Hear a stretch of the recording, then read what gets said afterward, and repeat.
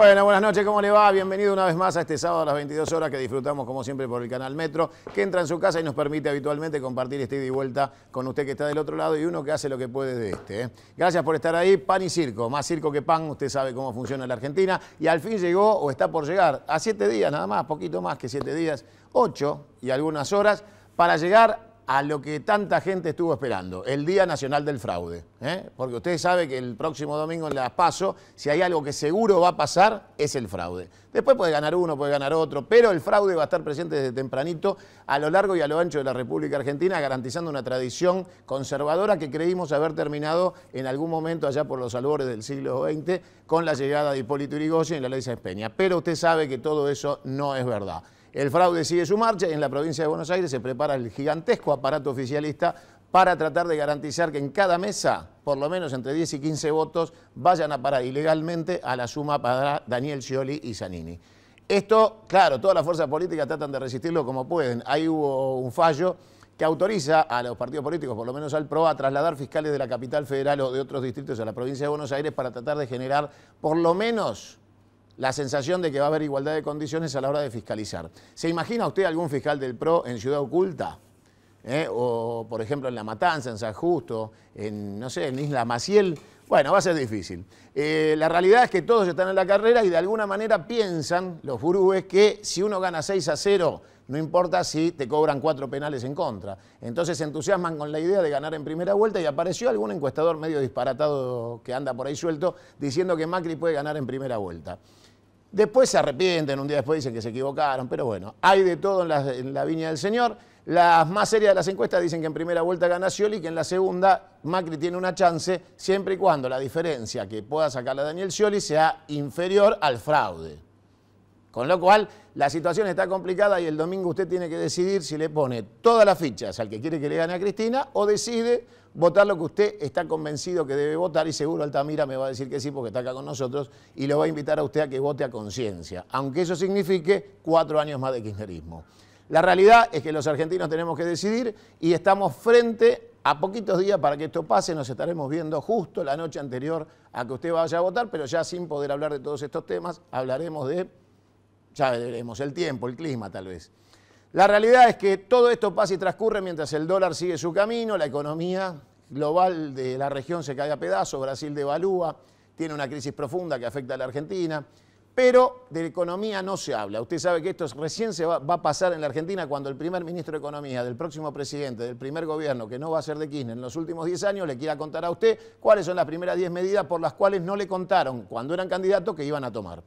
En síntesis, me meto con Jorge Altamira y seguramente lo que va a ser un giro a la izquierda de mucha gente en un momento en la Argentina donde muchos partidos que dicen que son la nueva y la vieja política defraudan y entonces muchos se van a votar a la izquierda. Me voy con Altamira.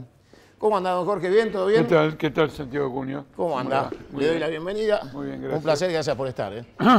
No es el primer candidato a presidente, pero es uno de los que más me gusta, así que lo disfruto. Bueno, muchísimas gracias. Cuénteme, ¿cómo ve esto del Día Nacional del Fraude? Bueno, en primer lugar, lo que usted señala lo tomo como una denuncia. Quiero claro, decir, por supuesto. No, lo incorporo. Es decir, mañana voy a decir, mirá, Cunio dijo en Metro, esto y esto, ojo al piojo. Día Nacional del Fraude. Más allá de lo que nosotros ya sabemos.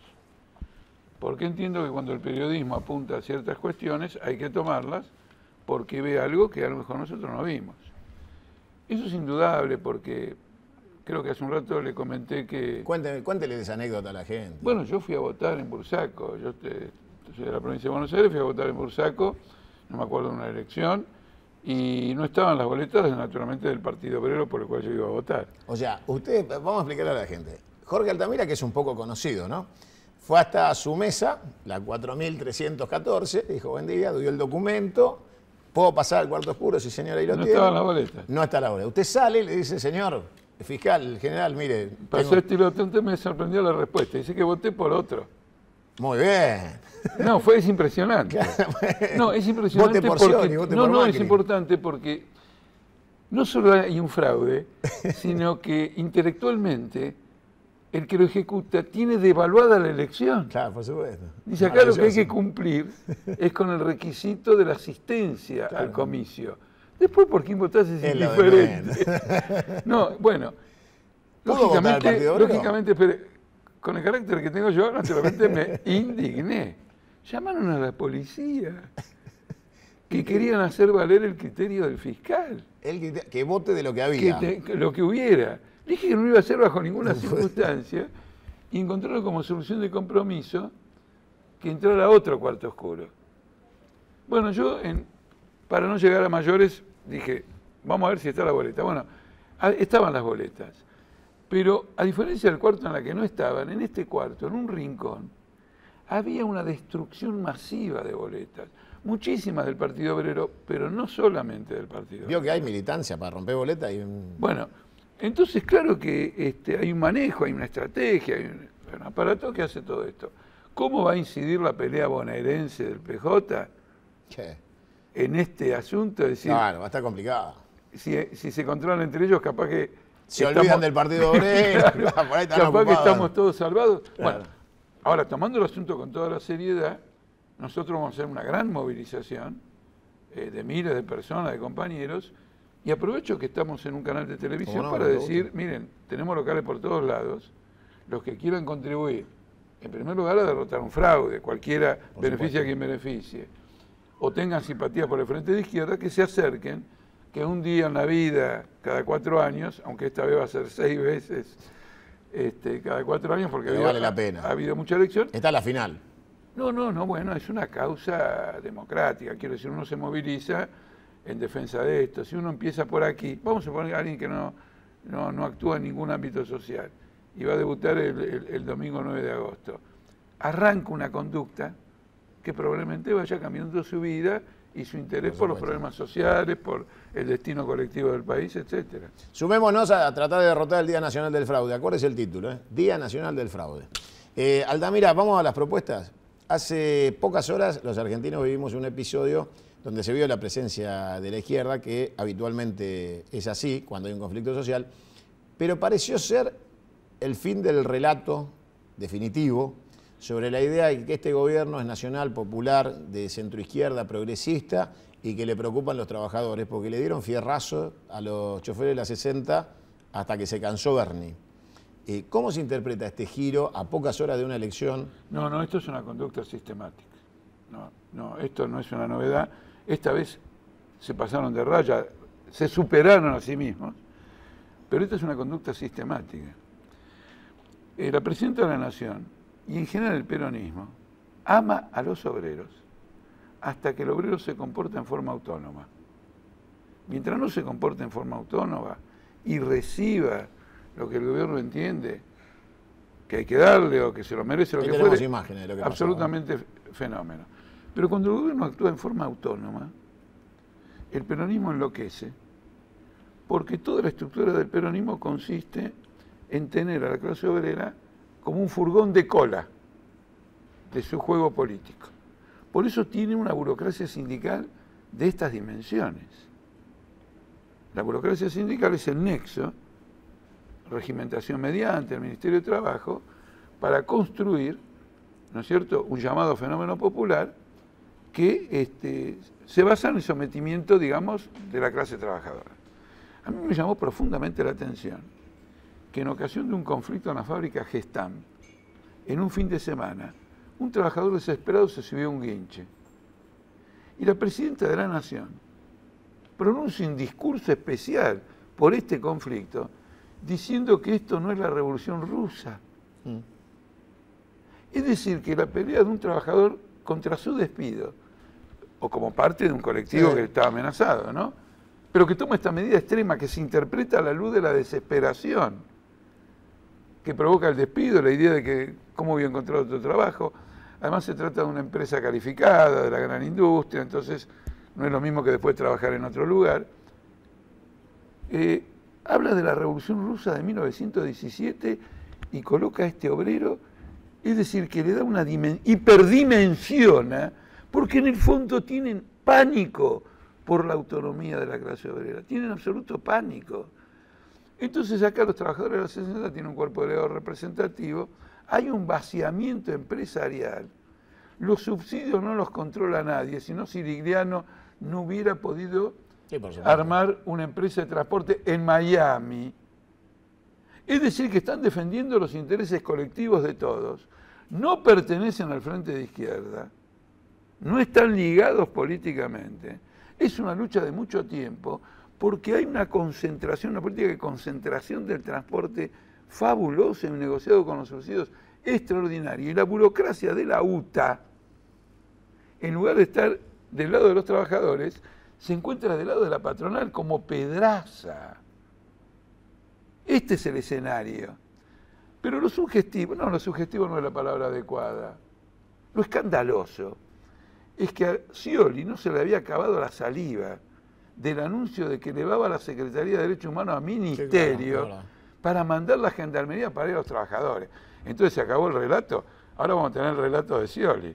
Ahora, hay algo que es llamativo en este episodio y es que está bien, puede ser una conducta, pero aparece Aníbal Fernández por televisión diciendo este conflicto en realidad es de un grupúsculo menor de 100 sobre 1.200 choferes que no entienden que ahora hay una empresa que se hizo cargo, que le compró a la anterior y que esto es un problema entre sindicato y patronal, la nueva patronal llamada por Aníbal Fernández, dejando de lado de alguna manera su teoría, por ejemplo, de las cooperativas para recuperación de empresas, muchas de las cuales hoy ya no tienen crédito y están cerrando. O sea, las crearon hace 10 años y las matan en el fin del ciclo. Absolutamente. Porque en aquel momento, para los amantes del liberalismo, era una manera de evitar una quiebra y de insolventarse frente a los acreedores. Hoy, para los amantes de las cooperativas, es una manera de fundir a las cooperativas 10 años después, con lo cual no están quedando bien ni con el pragmatismo capitalista de que empresa que quiebra se remata, ni con la teoría del socialismo de que empresa cooperativa perdura. Ninguna de las dos cosas. No, bueno, es una orientación. En primer lugar, el fenómeno de las empresas recuperadas no nace por ninguna teoría de alguien que cree que hay que recuperarlas, sino que ha habido ocupaciones de fábrica a lo largo del 2002, sí, claro, todo el tiempo, para evitar un vaciamiento. Eran vaciamientos absolutamente declarados, probados. Fue la época en que yo fui legislador de esta ciudad e intervine en proyectos de leyes, muchos de los cuales se discutieron y algunos se aprobaron con modificaciones. Creo que la mayoría fue aprobada con modificaciones. Eso enfrentó la resistencia de todo el mundo. Por ejemplo, los que ocupaban la empresa y querían ponerla a trabajar. A ver, ¿quién es la clase productiva? ¿Esa clase capitalista que abandona una empresa o el obrero que la ocupa y la pone en marcha? Esto es muy interesante desde el punto de vista de la conciencia social del país, que se vea el papel que juegan los trabajadores. Se le encargaba en los proyectos de expropiación, los trabajadores tenían que pagarle una indemnización a la empresa sin estudiar el vaciamiento. Pero si la vaciaron, Repsol vació el país, nos tiene que indemnizar a nosotros, el gobierno la indemniza a Repsol. En estas empresas ocurrió lo mismo. Con lo cual, el esfuerzo del trabajador por recuperar la empresa tenía que apuntar a formar un fondo para pagar la indemnización. Un fideicomiso. Y no separar lo que son los salarios de los planes de inversión. No se habilitaba la posibilidad de inversión. Por lo tanto, desde el comienzo, la legislación que trató de neutralizar este proceso ya contemplaba el fracaso digamos, de la cooperativa o de la empresa trabajadora que resultara de ahí. Ahora es un hecho, están cerrando todas. Bueno, yo estuve en Neuquén y el gobierno no, de ninguna manera acepta otorgar un crédito que la empresa Facimpat, la famosa Sanón, fue realizando está reclamando hace muchísimo tiempo para modernizar el equipamiento. Y lo mismo está pasando con todo el parque industrial ceramista. Aquí sí que todo eso va después a caer en manos privadas, por chaucho y palito, se va a sembrar la desocupación, Volvemos al principio del ciclo. Correcto. Bueno, esto explica por qué estos trabajadores se van acercando al frente de izquierda. Acá no hay ningún tipo de misterio. Vos estás de un lado, vos estás del otro. El pueblo, la ciudadanía, mira qué responsabilidad asume cada uno y empieza a investigar qué importancia puede tener este frente de izquierda como expresión general de la clase trabajadora. El 1.300.000 votos del 2013 fue un indicador. Acá se ha abierto un canal político importante. Bueno, ese es nuestro planteamiento. Acá el Ministerio de Trabajo está trabajando abiertamente a favor de la patronal, y está apoyando como el despilfarro de los fondos públicos, el déficit fiscal, para sostener una patronal vaciadora en contra de los trabajadores. Lo que ocurre con los cambios de firma es que después quieren cambiar el estatus de la relación laboral. La firma que viene dice, no tengo nada, yo no soy responsable de la antigüedad laboral. Ah, no, ¿cómo no sos responsable? Vos te haces cargo de la totalidad del pasivo de esta empresa que potencialmente significa estar pagando una antigüedad que desde el punto de vista de la ley, tiene todo trabajador. Macri cambió de opinión y dice que todo lo que es del Estado está bien y que lo va a mantener cuando sea presidente. Hay dos preguntas ahí, una dentro de la otra. ¿Va a ser presidente? Y la segunda pregunta es, ¿por qué Macri decide darle continuidad al relato kirchnerista en esta materia? Porque la gente no aceptaría que alguien le diga que tiene que trabajar en vez de cobrar planes. ¿Ustedes están de acuerdo con que tienen que trabajar o el plan se queda como está si usted es presidente? Dos cosas. Empecemos por la primera. A ver. Lo que hace Macri, con efecto retardado, quiero decir, tenía que haberlo hecho antes, es reconocer lo que el Partido Obrero dijo desde el comienzo. Acá no hay ninguna estatización, sino una reprivatización petrolera. Obviamente que los asesores de él sabían eso, pero no lo quiso reconocer porque era el contrincante del kirchnerismo. Ahora viene Chevron y le dice, Macri, ¿vos vas a anular el acuerdo? ¿Con Chevron? El acuerdo del gobierno argentino de YPF con Chevron, el acuerdo secreto que nadie conoce sus términos, vos lo vas a anular porque vos decís que estás en contra de la estatización. No lo decilo. Es un mensaje a Chevron, es un mensaje a Galucho, que es un hombre de Schlumberger, la principal empresa mundial de servicios tecnológicos para la industria del petróleo. Es un mensaje a los accionistas de Nueva York, de la Bolsa de Nueva York. Que se queden tranquilos. Lógico. ¿Qué es lo que vas a hacer? Él ya había anticipado esto cuando junto con Sturzenegger hizo una fuerte campaña por la estatización de los ferrocarriles. Y la votaron todos, menos los tres del Frente de Izquierda y, algún día si la veo le preguntaré sus motivaciones, Victoria Donda. Reconozco. ¿La de izquierda, Victoria? No, bueno, pero ella pertenece a un bloque que no tuvo esa conducta. Y Victoria Donda.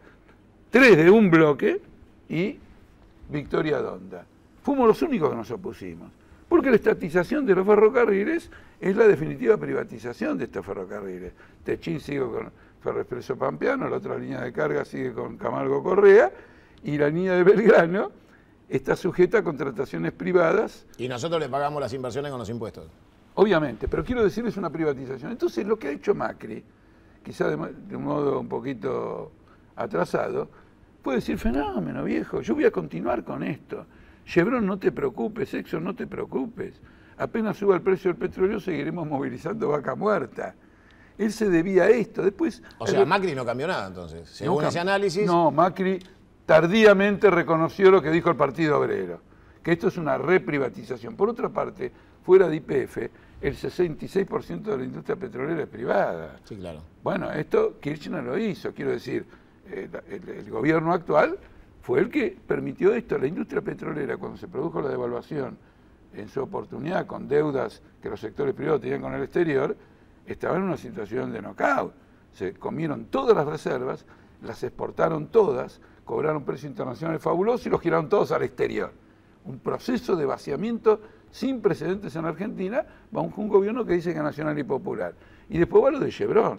Y acá, si tenemos un ratito de tiempo, hablemos un minuto de la Corte Suprema. Hablemos de la Corte Suprema. Porque viene Correa, ¿cuál es el primer nombre de Correa? ¿El ecuatoriano? Bueno, el presidente de Ecuador, sí. Correa, que tiene un litigio por contaminación ambiental gravísimo, sí, claro, de Chevron, con Chevron allá, 19.000 millones de dólares. Entonces pide que intervenga la justicia argentina, porque en otros planos, Nueva York, etcétera, encuentra dificultades para cobrarse a Chevron en Argentina. Y la Corte Suprema no habilita. Esta Corte Suprema que se pelea con el gobierno no habilita el reclamo de Correa y de Ecuador, que es un reclamo correcto, menos un juez. A ver. Carlos Fait. Entonces, pero quieren echar a Fait. No, ¿por qué? Porque se opuso. Claro, el único nacional y popular en el asunto Chevron es al que quieren echar. quiero poner esto en evidencia porque no lo vi en la tele. Es bueno lo escuchar escuché en la Altamira defender a radio. FAI. Está bueno para No, la pero gente. quiero indicar esto, ¿no? Otro fallo de FAI, etcétera, lo juzgaré de otro modo. Sí, pero en pero este es central. ¿Y por qué la Corte actúa de esta manera? La Corte actúa de esta manera por razones puramente políticas, porque no puede hacer naufragar el principal contrato petrolero que tiene. ¿Estaba Zaffaroni YPF. todavía? Estaba Zaffaroni. Y él estaba ocupado regenteando los prostíbulos, no tiene tiempo de Bueno, mirar a fondo lo de Chevron. Usted Está también bien. le pide cada cosa a los jueces de la Corte. No quiero salirme, digamos, del tema petrolero, pero es simplemente esto. Es el reconocimiento de que acá hay un proceso de reprivatización. La esencia del gobierno kirchnerismo fue haber mantenido el 95% de las privatizaciones de Menem en carpa de oxígeno, con subsidios. Sí, Las claro. grandes privatizaciones Sí, son por las del gas, petróleo y todo lo demás. ¿Alguna volvió al Estado? No, aparte, bueno. Hay una que volvió al Estado, anote- aguas, pero los subsidios directos a los ricos como en Puerto Madero, ¿no? Que tuvieron la luz subsidiada durante una década para vivir en el lugar donde el Bueno, metro cuadrado Macanudo, es más pero- caro que en toda la Argentina. eso es así, pero lo que quiero señalar es lo siguiente, con respecto al tema privatizaciones por el cual Macri actúa de esta No, manera. lo que quise decir, perdón, lo que quise No. decir es que no solo subsidian a las empresas privatizadas, sino que subsidian a sus accionistas que viven en esos barrios, o sea, tienen doble subsidio. Bueno, ya que usted insiste en esto, voy a desarrollar una A idea. ver.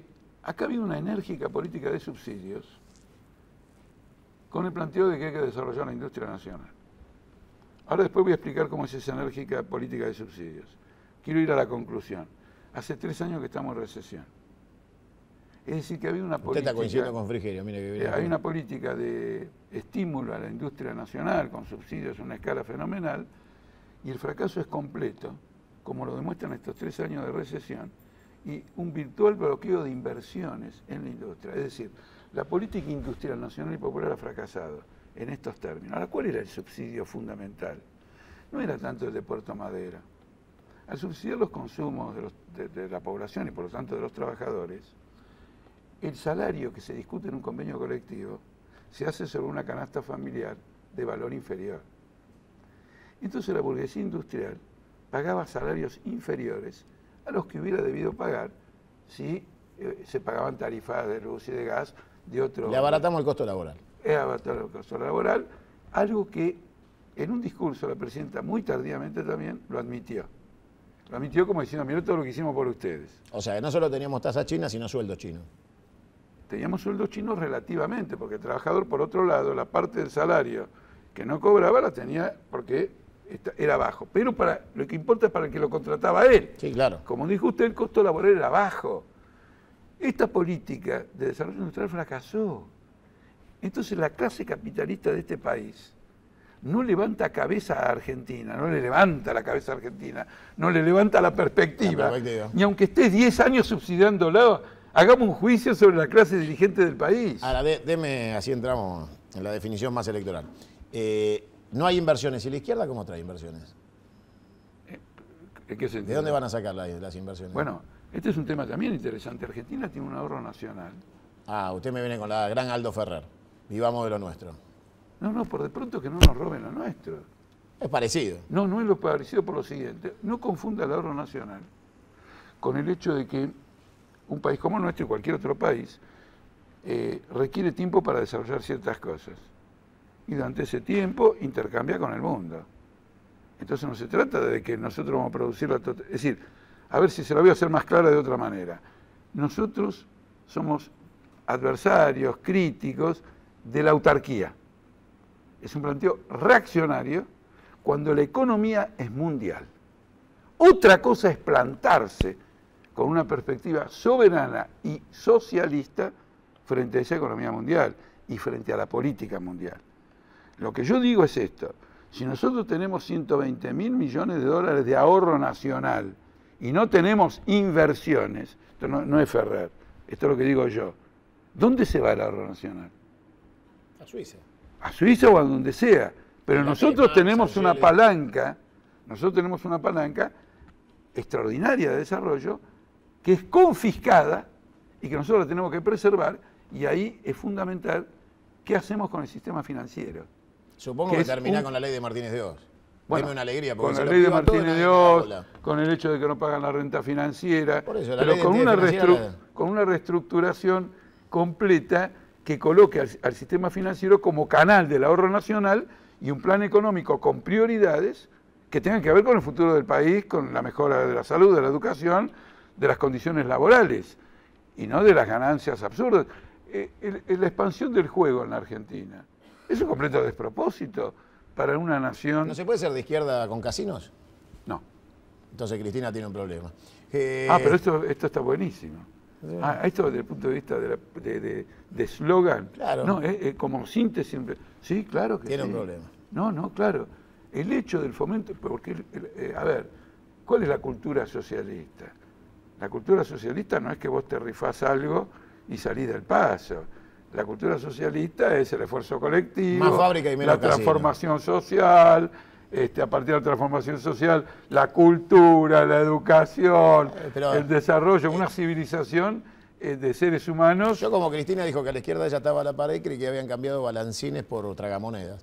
Pero, qué sé yo, es una manera de ver la industria. Está muy cáustico hoy en la entrevista, como estamos a 8 días de las elecciones, este conjunto de ideas creo que habilitan totalmente a que nos voten, y que nos voten mucho más que en el pasado, porque nosotros tenemos que ir a pelearle a estos 3 jinetes del ajuste, porque no hay ninguna diferencia entre Macri, Massa y Scioli. Le voy a pedir que haga su apelación final a que lo voten. No, es esencialmente. Puede haber numerosos partidos en una contienda Primer electoral. plano para Altamira y, y ahí tiene la gente Altamira. Claro, puede haber numerosos partidos en una contienda electoral.